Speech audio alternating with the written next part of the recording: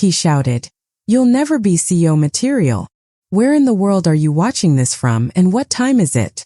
Subscribe now because this story won't just entertain you. It might haunt you." I was 23 when he said that to me, but I still remember the taste of the air that day, dry, cold, metallic like blood on the tongue. It was the first time someone had reduced my entire existence to a sentence, a throwaway remark in front of a crowded meeting room, like I was nothing but a girl pretending to play dress-up in an adult world. I remember standing there, clutching the presentation I had worked on for weeks, feeling my fingers go numb as the faces around the table laughed politely, pretending to focus on their coffee or their phones, too cowardly to meet my eyes. His voice still rings in my head sometimes, not because of what he said, but because of how it made me feel small, disposable, invisible. But here's what you don't know yet. I had already spent my entire life being underestimated. When I was 6, my father left, walking out with a suitcase and a tired sigh, and my mother crumbled into the kind of fragile woman who only knows how to survive, not live. I became the quiet girl in school, the one who never raised her hand, the one who memorized answers but never spoke them aloud. My older brother Thomas was the golden one, the one everyone said was destined for great things. I, on the other hand, was the shadow at the dinner table, the afterthought, the one who learned early how to disappear into silence. My mother always said, "You're too sensitive, darling. The world will eat you alive." And maybe she was right for a while. I grew up carrying invisible weights, the guilt of not being enough, the ache of watching my mother break piece by piece, the bitter knowledge that no one, not even family, really believed in me. When I started working at the company, I was just a junior assistant, the kind of girl people sent for coffee or left off email chains. But I watched. I listened. I saw the cracks in the foundation. I saw how ego ran this place more than skill. And him, the man who would one day become my enemy, he saw me as nothing more than background noise. That day in the boardroom when he shouted those words, when the room went silent, when my cheeks burned with shame, I knew something inside me had shifted. I smiled not because I was okay, but because smiling was my armor, my last shred of control. But what none of them saw was the way I walked home that night under the bruised sky. How I stopped by the river and stared at the water, wondering if maybe they were right, if maybe I was fooling myself. I went home and sat in the dark, my hands trembling, my heart loud in my chest, and I thought about every time someone had told me I wasn't enough. And then I made a promise to myself, not revenge, not yet, but something deeper, something colder. I would become undeniable. I didn't know how. I didn't know when. But I would. For the next 5 years I worked in shadows, building something no one could see coming. But that's a story for later. Because tonight, as I sit here watching the city lights flicker like dying stars, my phone buzzes on the table. A single message glowing on the screen. It's from an unknown number. No words, just a photo of me taken from across the street just moments ago. My breath catches. My heart slows. I look up at the window, searching the night. This is just the beginning. I should have known the picture wasn't just a warning. I should have known when I stared at it long enough that my hands began to shake. The image of me, taken just moments before, hovering on the screen, as if someone had been standing across the street watching me. It was too much, too personal, too cold. I've spent the last few years building a world that's mine, carefully crafted, every brick placed with the precision of someone who understands what it's like to be overlooked.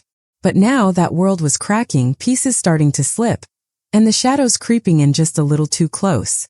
I don't know what I expected when I read the message, but it wasn't the sudden pull of something ancient inside me. A feeling that maybe I had never really known who I was, or who I'd been pretending to be. I hadn't expected the feeling of betrayal to ripple through me, pulling apart the quiet control I'd spent so long building. I was no longer just the quiet girl who learned to disappear in silence. I was starting to become someone else. Someone dangerous. But it wasn't until later that I truly understood what was happening. That night after the message, the photo, I couldn't sleep. The weight of it, the chilling certainty that someone was watching, waiting, it gnawed at me. I kept imagining who it could be, but the list of suspects was long. I had spent 5 years hiding in plain sight, building up an empire, making the moves, keeping the secrets, the lies, the silence. But I didn't think about who I was leaving behind, who I was stepping on, who I had sacrificed along the way. I couldn't sleep, so I stood up and walked to the window. The city below was like a glittering ocean of promises, But all I could think about was the person behind the phone, the one who had taken that photo and the ones who had set all of this in motion. And then it hit me. My mother's voice, that quiet warning all those years ago, came flooding back. "You're too sensitive, darling. The world will eat you alive." What did she mean by that? Was this what she'd been afraid of all along? I didn't know anymore. And then there was Thomas. I hadn't talked to him in a year, maybe more. But it's funny how family can leave the deepest scars. He'd always been the one everyone adored, the one who could do no wrong, the one who would take over the company, the one who was destined for greatness. And I was the one they didn't even bother to see. But somewhere in the back of my mind I started to wonder, had I ever really been the shadow? Or had I just made myself one? Thomas had always kept his distance from me. Even when we were kids, when Dad left, he'd been the golden boy. I was the one left trying to put together the pieces of a broken home. He'd told me once, a year ago before everything changed, that I was nothing more than a product of our mother's desperation, that I would never be enough. I had laughed at him then, but that was before everything started to crack. I couldn't stop thinking about that last conversation, the one where I had tried to tell him I was planning something bigger. I was finally going to take control to stop being afraid. He had laughed at me then too. And now I realized he hadn't just laughed at me because he thought I was foolish. He'd laughed because he knew something I didn't. Something had been happening behind closed doors, and I was too blind to see it. I needed answers. I needed to understand what Thomas had been hiding. And so I started digging. It wasn't until I found the letter, buried deep in the back of my mother's old desk, that I saw the truth in black and white. The letter wasn't meant for me. It wasn't meant for anyone. But it was addressed to Thomas, and the words on it made my stomach churn. I could barely read them at first, but the longer I stared, the clearer it became. My mother had known. She had known everything. She had known what Thomas had done, the lies he had told, the people he had manipulated. And she had covered for him. My brother, the one I had always seen as a victim. He was the one pulling the strings, the one who had been orchestrating this entire thing. The company I had been so determined to take down? It had been his idea. His plan. All along. That was when I realized just how deep the betrayal ran. It wasn't just the photo. It wasn't just the company. It was everything. The world wasn't what it seemed. I had been the fool, thinking I was the victim, thinking I was the one who had been lied to. But maybe I had been blind all along. Maybe in my quest for revenge I had forgotten to look at the bigger picture. Maybe I had been playing a part in my own downfall without even knowing it. And just when I thought I couldn't sink any lower, just when I thought I had reached the bottom, I received another message. This time it wasn't a photo. It was a voice recording. I hesitated before pressing play, unsure if I really wanted to hear what it had to say. But I pressed it anyway. The voice was familiar. Too familiar. It was Thomas. "You really think you're ready to play in the big leagues, don't you?" he said, his voice oozing with that familiar, condescending tone. "You really think you can beat me at my own game? You have no idea what you're up against. No idea who you're dealing with." And then there was silence. And in that silence I heard something break inside me. I realized something. I was never going to win this the way I thought. It wasn't about the company. It wasn't about the people. It was about me. About the lies I had been telling myself, the lies I had been living. And I couldn't do this alone anymore. I couldn't do anything alone. Not anymore. The weight of everything was too much. The guilt, the fear, the betrayal, it was all suffocating me. I needed to confront them. I needed to confront Thomas. And then just as I was starting to gather my thoughts, my phone buzzed again. A new message. From the same unknown number. "You think this is over? It's only just begun." That's when I stopped being afraid. "You think this is over? It's only just begun." That single line pulsed through my veins like a switchblade tearing through silk, sharp and sudden. And as I stood there in the middle of my apartment, lights off, the city's breath flickering through the window blinds, something inside me shifted, quietly but permanently. I felt the first flicker of heat crawl up my spine. Not fear, no, something darker, heavier, something that had been waiting for years to be woken up. I had spent so long crumbling under the weight of grief, betrayal, longing, the endless ache of being unseen, unheard, underestimated. But all of that suddenly started to burn away like paper catching fire at the edges. I wasn't going to beg for answers anymore. I was going to take them. My phone slipped into my pocket like it belonged there, like it was part of me, and as I reached for the old wooden box under the bed, the one I had kept hidden for years, filled with pieces of my past I never dared to touch, I felt my hand steady for the first time in days. Inside, among old letters, faded Polaroids, and the delicate bracelet my mother gave me as a child, was a key. I hadn't touched it since the day she handed it to me, whispering, "For when you're ready." I hadn't been ready. Not until now. I knew where it went. The old cabin at the edge of the family estate, the one no one talked about, the one my brother always warned me never to enter. My mind sharpened into a cold, dangerous clarity. I slipped on my coat, heart pounding not with fear but with purpose. As I moved through the night, memories started flashing in fragments. Thomas holding my hand when we were small, promising we'd always protect each other. My mother's trembling hands when she thought no one was watching. The sharp, cutting words from people I once called friends, their smiles tight, their eyes always watching, measuring. Somewhere along the way I had convinced myself that I was the broken one, the leftover piece, the background shadow in their perfect family portrait. But I was starting to see now the cracks, the truths they had hidden from me, the roles they had assigned without asking. I was no one's shadow. Not anymore. When I arrived at the cabin, the air was thick with cold and the smell of damp wood. The door creaked open with a sound like a scream swallowed by the trees, and I stepped inside, the key trembling slightly in my hand. And there, in the darkness, was the truth waiting for me. Letters, dozens of them, scattered across the floor, all addressed to my mother, all signed by names I recognized but didn't expect. Board members, family friends, old business partners, all warning her, all confessing to something I didn't yet understand.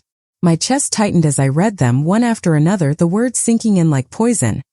Thomas had been orchestrating this for years, building alliances behind closed doors, setting me up to fail, feeding me just enough attention to keep me from seeing the real game.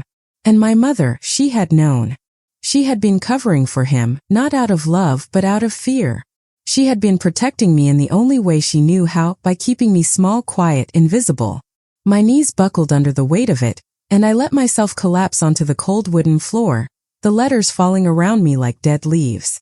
The grief came first, a wave of betrayal so sharp it stole the air from my lungs. But underneath it, pulsing, growing, was something new.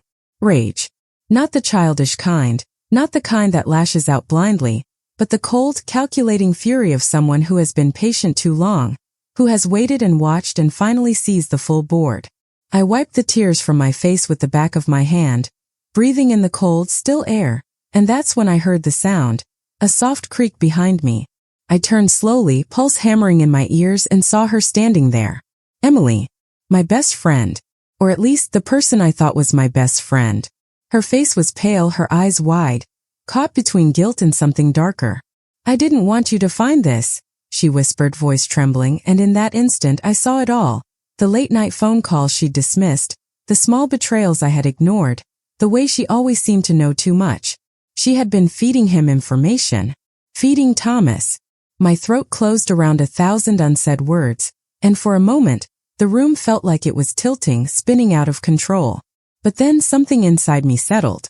I stood up slowly, the letters crackling under my feet, and looked her dead in the eyes. "You should leave," I said quietly. She opened her mouth as if to explain, to justify, but something in my face must have told her the truth. There was no coming back from this.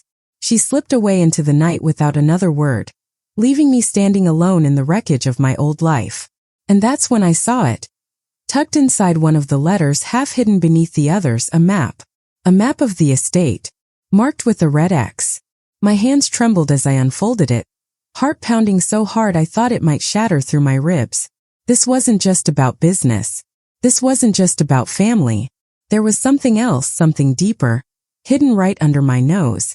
And that's when I stopped being afraid.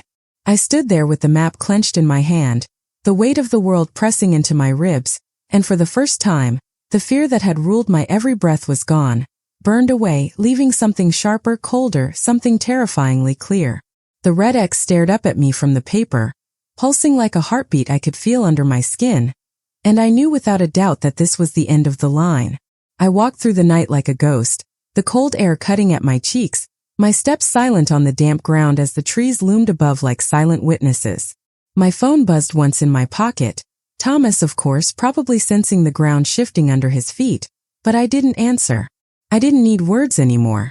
I reached the edge of the estate just as the first light of dawn touched the horizon, and the cabin sat there like a waiting mouth, old and silent, shadows curling at the edges of the broken windows. I stepped inside, heart pounding not with fear but with a kind of electric certainty, and that's when I saw him, Thomas, sitting in the corner, hands clasped, as if he had known I would come. His eyes flicked up to mine, calm, calculating, and I realized with a sick twist in my gut that he had been waiting for this moment just as long as I had.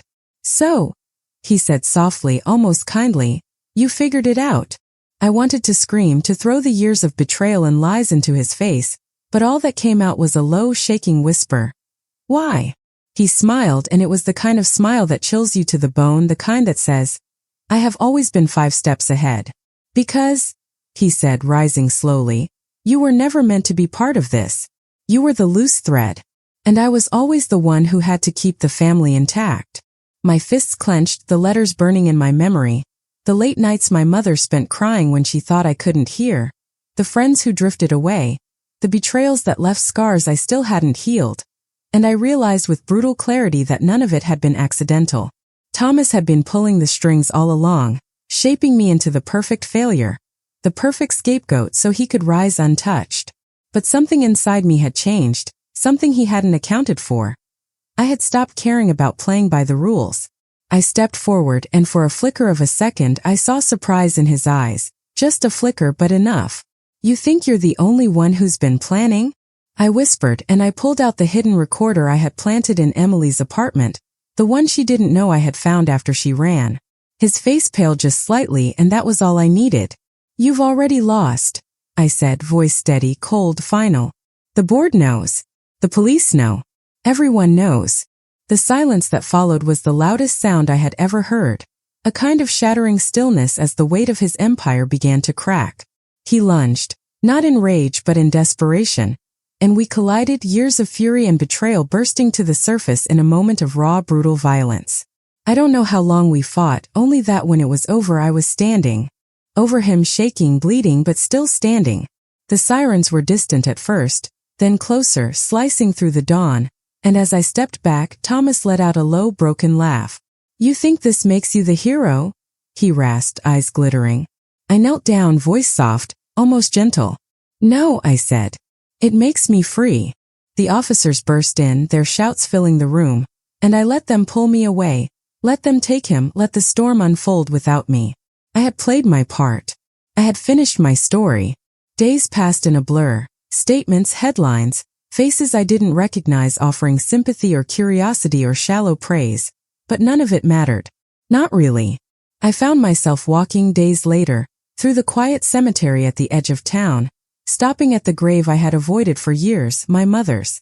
I stood there, hands in my pockets, the cold wind tugging at my hair, and let the silence wash over me. I thought about the girl I had been, lonely, desperate for love, desperate to be seen, and I thought about the person I had become, shaped by fire, by betrayal, by loss. "You should have told me," I whispered to the gravestone, voice cracking. "You should have let me fight." And for a long time I just stood there, letting the wind carry away the words I couldn't say. When I finally turned to leave, I felt the weight of everything. Not gone, but lighter somehow, like a scar that would never fade but no longer defined me. As I walked down the quiet road, a letter slipped from my pocket, the last one, the one Emily had left behind, the one I hadn't dared to read until now. I unfolded it slowly, hands trembling, and read the final words she had written. "I'm sorry, but this was never just about you." I closed my eyes, a chill running through me, and I realized with a sudden jarring clarity, there was still more I didn't know, more to uncover, more to face. But for now, for this moment, I let myself breathe. And as I looked out at the rising sun, the city waiting like an open wound on the horizon, I let a small, tired smile tug at my lips. And if you stayed this long, you already know this wasn't just a story. This was a warning. Subscribe. And remember me.